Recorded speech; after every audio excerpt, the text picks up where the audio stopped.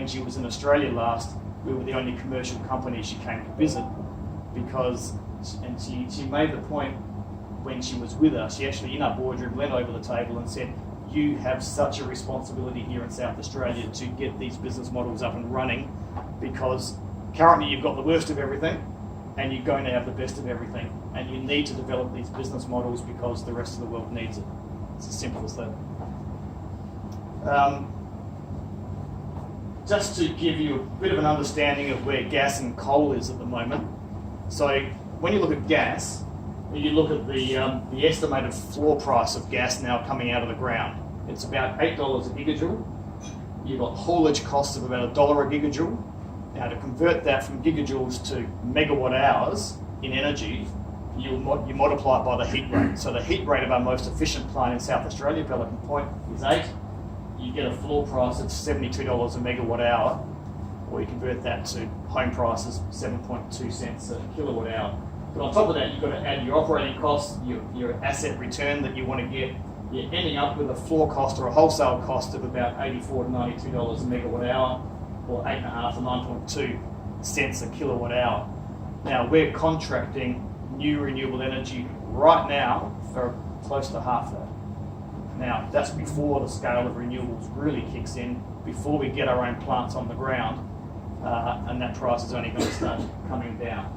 So gas is struggling to compete already. When you look at coal, it's a very sad, sorry story. The average age of our coal plants are now, they've all reached end of life. If you can't read that, they're all about 40 years old. They're end of life. We will never build another coal plant in this country that's anywhere near efficient without huge subsidies. It is just an area that's got to be shut down. It's just not even worth considering. When you then step back and think, okay, if we had a state with potentially the lowest cost, abundant, clean energy in the world, what would happen to South Australia? What could we do here, given our other natural resources, that gives us a real economic advantage? What does that mean for the prosperity of South Australia? So this is just an idea and a snapshot of some of the industries that we know are going to arise here in South Australia. So we have some of the best clean graphite reserves in the world, and the difference between, well, graphite makes up lithium-ion batteries 30% by weight to start with. We also hold 60% of the world's lithium resources here in Australia.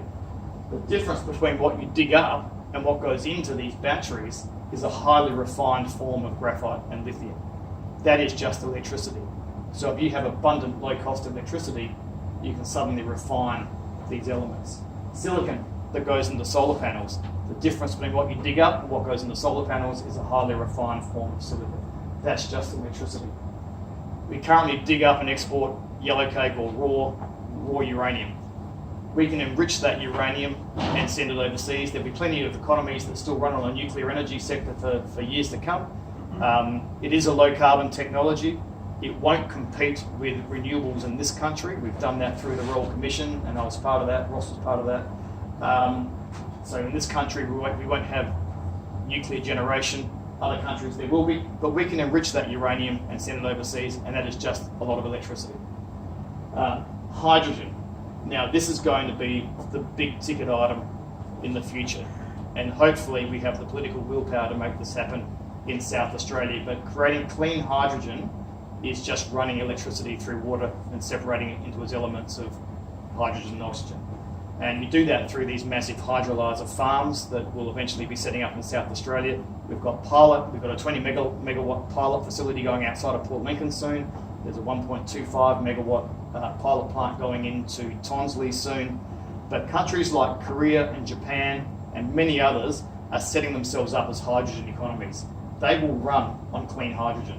And they've had many delegations over here already talking to us about wanting to immediately buy our clean hydrogen instead of buying oil out of the Middle East. That'll be the future of their economies.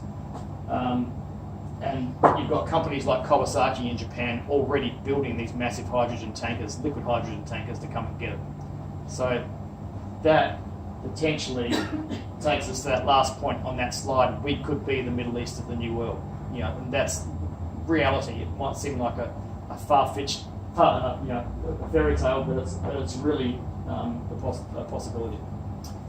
So the outlook, as far as we're concerned, there really is a clear disconnect between current Australian energy prices and the resources in this country. So this is a challenge, but it presents enormous opportunities. There's a whole new energy model coming, as we've talked about, distributed energy. One of the godsends we've had in this country is a woman called Audrey Zibelman, who is the new CEO of the Australian Energy Market operator. So they make a lot of the rules and control a lot of the rules for the energy markets. So some of these rules have had to change. And I'll give you an example of one rule, because I said we had to change the rules. The wholesale electricity market is currently settled in 30-minute increments. Now, what happens when you watch those markets, quite often multiple times a day and multiple times a week those days happen, you'll see the cost of electricity go from what should be $100 a megawatt hour, or 10 cents a kilowatt hour, to $14,000 a megawatt hour. It always happens in the first couple of minutes of the half-hour interval. That sends a signal to Pelican Point. The big generators kick in. And eventually, by the end of the half-hour period, comes down to a negative point of the market. But the average price for that half hour has been $2,500 a megawatt hour, or 25 times what they should have got for their power. Now, this gets manipulated and managed frequently. So by settling in 5-minute increments and allowing these batteries to do their job, they respond in microseconds and just eliminate those events. Now, this is a rule change we've been trying to get through. The existing generators and retailers have said you cannot change that rule for 15 years. And thank God for Audrey. She said she's come from the New York markets where they've decentralised the grid and is a big fan of the new technology, knows we have to change and change quickly. And she said we're going to have this in within 3 years, but we are going to run pilots immediately. So those rules, those change. That's just an example of one rule that had to change for the new technology. Energy storage technology is essential to unlocking what we're doing, and as the world moves towards renewable energy, Australia should be a world leader and South Australia should be the world leader. So we've just got to not stuff it up. In terms of clean power, the Guptas call it green energy more because of the green back. They just say this is just cash. You are mad if you are not running your business on clean energy. It's just cash in the bank. But it will also rejuvenate, I think very importantly for us, it'll rejuvenate rural Australia. It's going to attract energy intensive industry. Where you get industry, you get jobs. Where you get jobs, you get youth. Where you get youth, you get cash flow. And that's all the fundamentals we've got to get in place to actually rebuild this economy. And the last point is, it was funny when we made our announcements on energy last year, it was the same week Tony Abbott came out and said you can't run a steel mill on renewables. Well, guess what, we are, and we're doing it cheaper and we're doing it better. And we're going to be doing it all over the world. And look, virtually that's the end of the presentation, but just a couple of happy snaps from our family album at ZEN. We've been very honoured, we've had some great visitors come through. That is Christiana Figueres from the UN in the middle there.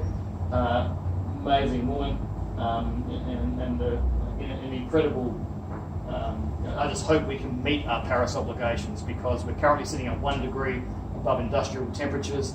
The Paris Agreement, for those of you who don't know, is 2 degrees with a stretch target of 1.5. But with the extremes in climate we're seeing currently at 1 degree, I'd hate to see 2 degrees, and if we don't do anything, they're talking about 4 degrees. So we've got to get this. To reach the Paris Agreement means we've got to decarbonise our global electricity sector by mid-century, and I think it's something we can do. But if we decarbonise our electricity sector, that has spin-offs to the transport sector, of course, with electric vehicles, and things will start to roll. That's Christiana when she was with us at ZEN. We've had Charles here. As I said, Charles is also now the ambassador for the GFG Foundation. We've had our board talk about us. We've had many others talking about us. But I'm just very proud as the founder of this company. We've had a journey of bringing remarkable people into the company that are actually making the change happen. But it's just amazing to actually see it start to really move forward. So we've got a great future in South Australia. There's going to be a big shift in big shift in prosperity to the state in the next 5 years. You look at towns like Whyalla that were built for 100,000 people. The infrastructure up there is incredible. We believe we'll have 100,000 people up there in the next five or so years. You're going to see a big shift in this economy. So thank you. That's really all I had to say.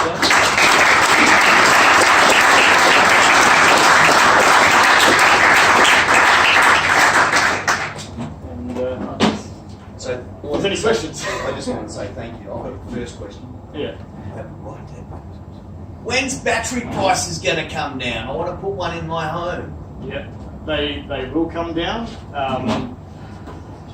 Battery prices, home battery prices right now, you're getting a payback of probably 6 to 8 years. And if you look back at when solar, that's if you pair them with solar, so as a generator.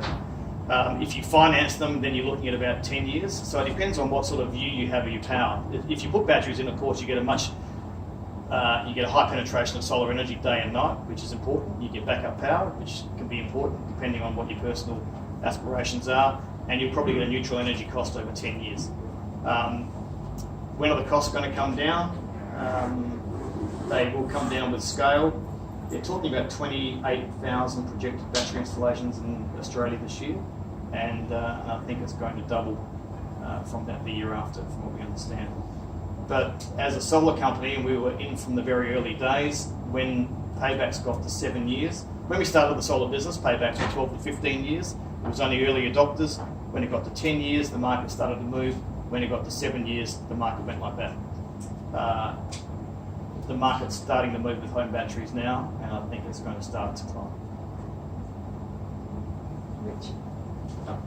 Sorry? Just really, Richard, that without your capacity to take somebody new into your business, if you had been a standard entrepreneur, you may have owned your business so tightly that you wouldn't want someone else to come in. And all of this may be in unstable or not happen at all. Probably wouldn't have happened. What was it about you Yeah. that gave you the confidence to share your vision? I actually get asked to talk a lot to startup companies, and you hear a lot of people say to startup business owners, you've got to maintain control, you've got to hang on to control of your company, you don't let it go. And the thing I talk about with that, that's fine if you've got all the skills to do what you want to do and go on the whole journey yourself, and you're 100% confident of doing that. But if your vision is much bigger, and most people, if they're starting a business, will have a bigger vision, or they would like to achieve a bigger vision, you've got to be prepared to bring people into the company that can actually make those changes. And there's dumb investment and there's smart investment. So dumb investment is people who just throw money into your business, but without any additional help or strategic advice. Smart people come into the business with the ability to make change and advice. So we've chosen specific skills that we needed. We needed technology, we needed influence, and we needed to own demand. So we sought out those three things that fundamentally helped us change. But it really wasn't an answer. Not everybody would. That's obviously correct. Yeah. But so many people I see own it so desperately, they don't want to take it, they don't want to listen to it. Yeah. They think they can do it all. Yeah. So the person who invents it loses. At the end of the day, they'll go broke, Yeah. or it won't happen. So Was your mum and dad part of your thinking, or did you find that somewhere else? no. So they both passed away in 2006. So that was sort of back in the very early days of ZEN. So they weren't actually part of this company. But no, this is my fourth company, and I guess I've learned a lot of entrepreneurial ups and downs over the years, and I founded the Entrepreneurs Organisation here back in '98. In fact, we've got our 20th anniversary dinner tomorrow night. But that organisation, and I would recommend for anyone starting a business and to join an organisation where you share skills and share experiences on businesses. But there's so many things people need to understand about running a business, and I hope I've answered that. But No, thank you for your presentation. Yeah. Wow, we was so great. But Yeah. we've got a huge advantage. Yeah, but yeah, you just got to be prepared in cases like that to share your business and open it up. Richard, if I can, a three-part question. Yeah. What's your thoughts on the NEG scheme? What's the interaction with the state government? And is industry in front of government as far as pushing for renewables? And then the fourth point. Yep. Thoughts on the interconnected with New South Wales? Yeah, okay. Might start with the last one and I'll work back, but I think it all ties in because it was very interesting, I was saying before in the discussion down here, before the last election, we had all three parties come to us, all asking policy advice. And when I was talking to the Liberals, this was Steve and about three of the other ministers, they outlined their policy, including the interconnector, and I said to the guys, I said, so, okay, tell me why you want to build an interconnector. And they said, oh, we've got to protect South Australia from a blackout. I said, okay, so by the time you build that interconnector, and I said, by the way, it'll cost you $1 billion, not $500,000, but by the time you build that interconnector, we'll have the most stable, abundant, clean energy in the country. We're going to want to export that energy, not bring it in. You're not going to have to worry about blackouts in this state. So I said, change your message. The last thing the population in South Australia want to hear is that we're the nanny state and can't look after ourselves. So change your message. You're going to spend $1 billion. Tell them you're going to spend $1 billion to make $10 billion. Actually, we're going to export energy, which we will be able to do to New South Wales.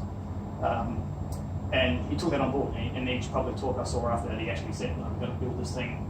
You know, it'll be a dual purpose, but we'll be able to export energy out. So that's that one. We have a very good relationship with the state government. In fact, Dan Van Pelican, obviously his backyard is Port Pirie Iron Triangle, and we're spending $2 billion in his backyard on doing this stuff. So they're not going to get in the way of anything. They're a strong supporter. I think the previous government made some ballsy decisions to get things underway, but the current government made it quite clear they won't get in the road. I think this comes down to the NED. I think the NED will, economics at the end of the day will win out, and the economics of what we're doing is just, it's a different model for energy, and it's far cheaper than traditional energy. And I think our energy minister here is certainly going to the feds with that message that we can't get in the road of what we're doing here. This is a huge opportunity, not only for South Australia, but for the country. I think I'm asking 3 or 4 of them. I can't remember. No, so is industry in front of government, so... Yeah. I think ultimately it's got to demonstrate to government that this is the model and it's happening, and it is. Industries informing government. Yeah. Industries informing government, that's right. The fact that you did that deal with Parlamentos, just one indicator that industry is there. Yeah, well, John just said the SACOM deal, the fact that we won that hands down against traditional forms of energy sends a very clear signal of what's going on. Yeah, sorry, go ahead. So that's okay. So with your entrepreneur tax, so I was heard Minister Sony a couple of Fridays ago announced that they now are going to have 4 high schools in South Australia where their curriculum was on being an entrepreneur. So I think hopefully you'll be informing them on that. Yeah.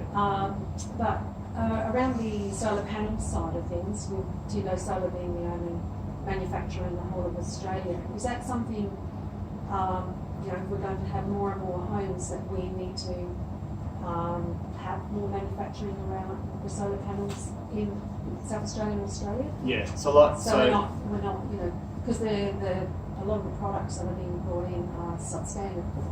Yeah, so the opportunity is absolutely there, like producing batteries, and our board's already talking about potentially producing lithium-ion batteries here in South Australia, which would be fantastic, to support the electric cars, which would be fantastic. So it's all about, the whole new model we're doing is all about vertical supply. So if you think about what Gupta's doing with the business, where we've got our own energy, producing our own steel, that is then producing our own cars and composite materials and tubular frames, that is also producing our own batteries.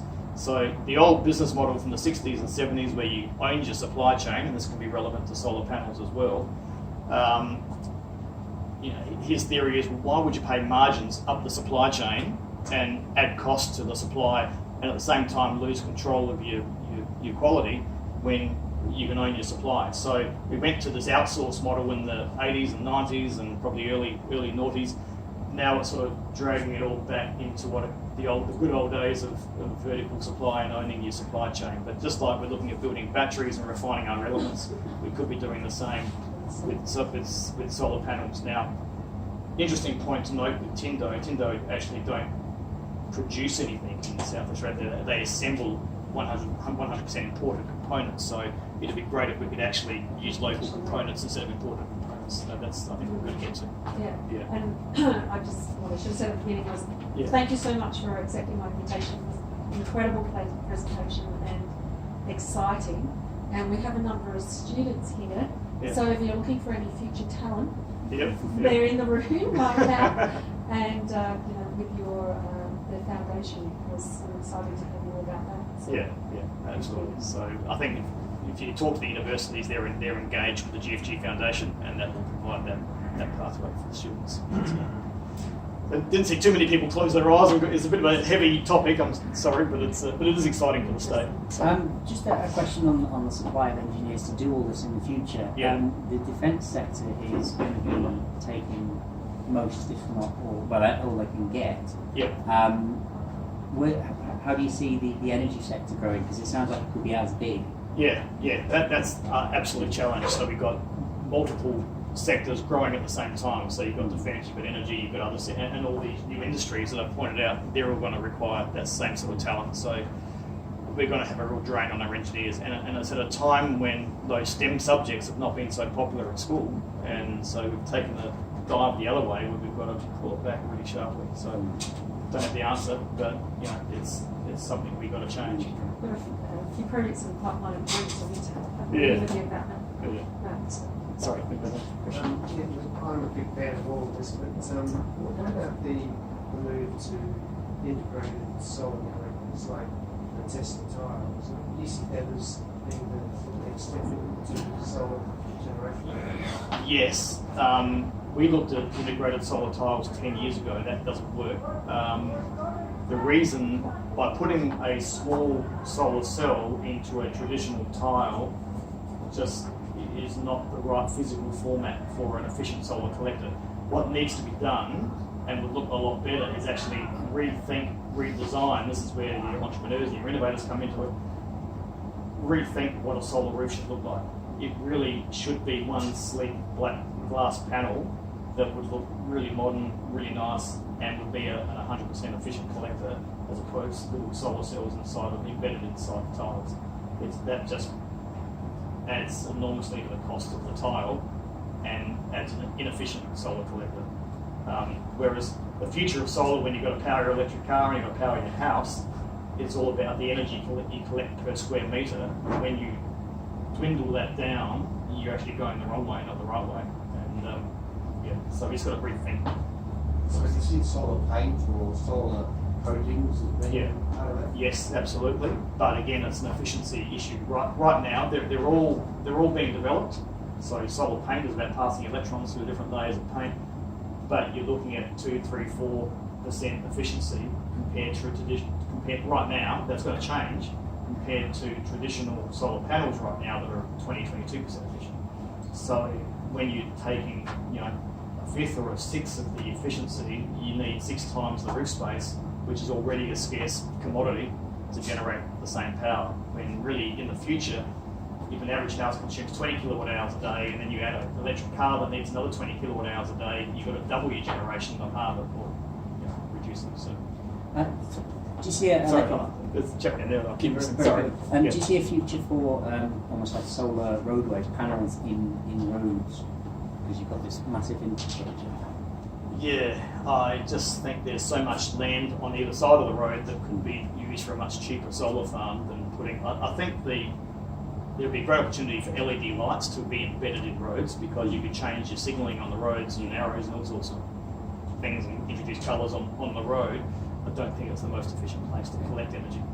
Yeah, that's my view on that. Sorry. I mean, yesterday I was gold called for an energy company trying to get my business for putting solar. Yeah. And you came to be talking about batteries. Yeah. Power, for example, and she said hold off because the federal government is about to announce a subsidy for batteries. Did we do anything about that? Well, the Liberal Party, there was before the election there was a Labor Party 50,000 home virtual power plant here, that is the Tesla program. That is actually still going to go ahead. There's the 40,000 home one that the Liberals put into the election is still going to go ahead, which is a $2,500 subsidy. It's going to be means tested, so they're looking at the social housing sector primarily for that. The issue they've got with that is if you give them $2,500 towards, say, a $10,000 or $12,000 investment, where are they going to find the rest of the money? So it's got to come packaged up with some sort of finance plan. Do you wait? Don't you wait? I didn't mean at that point. Yeah. But what I did was, how do you see that promoting the industry? Yeah, well, the virtual power plant would be interesting. That's a new space. It needs to be controlled, and we're actually very well positioned to run that. There'll probably be 2 or 3 retailers involved, but it'd be a great learning experience for us to be able to have the control systems in place to tap into all those individual home batteries. So I think it'd be good for the sector to progress business models. You look at it commercially and you take 100,000 homes out of the 700,000 out of the market, you're reducing your commercial opportunity. But I think it's good to progress business models if it's done the right way. So can you talk to the SIMEC Zen plan that SA Best had? Yeah, so John's talking about sort of community distribution type power models, because the poles and wires, so you've got the retailers and generators, so you look at the AGLs and Origins of the world, even though they act as an oligopoly and they own a share of the market, they're not technically, you can compete with them, that's what I'm trying to say. So we are moving into that space and we can compete as a generator retailer. We can't compete with SA Power Networks because they own the poles and wires. We could technically, in some instances, build a competing network, but this community power model that's evolving, that we're seeing a lot of local governments push towards, SA Power Networks realise their business model's got to change. More and more people are becoming more and more grid independent as they're putting solar and batteries on. The grid will be repurposed into a different manner, more as a backup network in a lot of places, especially country towns. And they're looking at ways of transitioning their business. So they've set up a privatised side of SA Power Networks called Enerven. And Enerven are very keen to work with us in terms of working with communities and looking at ways to reprice local community energy distribution. So the SIMEC Zen model is, I guess this is sort of potentially the start of that. I know John's keen to see competition come to SA Power Networks, not necessarily have them as part of the solution. And that may evolve because there may be the opportunity to build competitive networks. It's difficult when they've been given the license or they own the network. So Well, they only own the supply side. Enerven is a brand new company because they recognise the threat as a smart company. yeah, And so the Enerven creation is to move on to the demand side of the meter to try to shift their monopoly to the demand side. And what I'm suggesting is, I hope companies like ZEN Energy recognise the threat of the existing privatised monopoly on the supply side, because ZEN, from a business model, this is for you as an entrepreneur, should recognise that the business model opportunity is for you to become, if you want, the privatised monopoly on the demand side by controlling the demand side community network. yeah, we are doing that. So it's, But if you we do gotta- it we with gotta work with them. TKI, you're in deep I know, shit. we've got to work with them on the supply side because we've got no option there. Yeah. On the demand side, yes, we absolutely are. So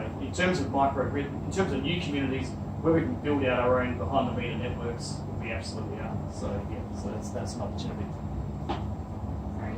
I mean, closer to, sorry. Oh, sorry, I've got. Sorry, lady, go on first. Yeah. Thank you. What's your view on this transformation from DNO to DSO? So obviously, DNO is a distribution network operator, for those that don't know, versus the distribution system operator. Obviously, there's pressure on SFR networks and Electranet to maintain presence during this transformation. And there's talk about DSO role being introduced. Are you familiar with that, and do you see ZEN playing a part, or it's not really my area of expertise. We are certainly working very closely with both, but where we've got a commercial advantage, we'll obviously exploit it and we'll go for it ourselves. But in some instances, we have to work with them. Even from a data exchange process, obviously you're going to be focusing on the demand side. I am from a ZEN Energy. Yeah. So I'm just thinking from a data exchange point of view, do you see it being a collaborative relationship between ZEN and the DSO, or is it going to be more of a competitive type of relationship? Probably again, in some instances we'll need to work with SAP, and in some instances we'll go our own commercial way. So it'll be a bit of both. I can answer that from the SA Best energy policy perspective, which I was a participant in the development of. 100% competition. Unashamed competition. I'm not an engineer, but I'm wondering a bit about sort of Wi-Fi transformation of electricity. Are we anywhere near not needing poles and wires? I have heard of that, but I'm not sure how far they can go without. Sorry, behind. Yeah. Richard, thanks for coming in again tonight. Without giving away too many of your secrets, I guess, of this sort of world-class model that is being sort of, well, it's going to change what we know as history in the electrical market at the moment. What are the biggest threats? If government isn't, one of them, and they're generally on board, what are the sort of biggest threats that you can foresee, and what do we as an engineering community, as part of South Australia, need to start thinking about or communicating in our groups to move towards this new model? Yeah. I think lobbying from a group like this, and this is a fairly powerful group, and I think needs to be heard. It's really getting the government. It's education. I mean, I get asked to talk 2 or 3 times a week to educate people, and the average person in the street is still opening up their power bills and they're seeing, still the highest cost of power in the world, and same with businesses. So they're having a lot of trouble correlating that to this, and it's education. We've just got to use bodies like yours to actually lobby government, lobby industry, talk to as many people as you can and make them aware of this change is going to happen, why it's going to happen, how fast it's going to happen, and try and break down some of those barriers, because the barriers are coming from the incumbent industries, of course, because they've got investment. It's coming from government. You're hearing it every day, you're reading it in the papers, you've got uneducated people in the government. And don't forget, when I say uneducated, this country grew up on the sheep's back, on the back of coal. You've got conservative governments who find it difficult to understand the rate of change that this has happened. This has happened so fast, and commercial businesses that we quoted for solar, say, 2 years ago, that wasn't economical, is now a no-brainer.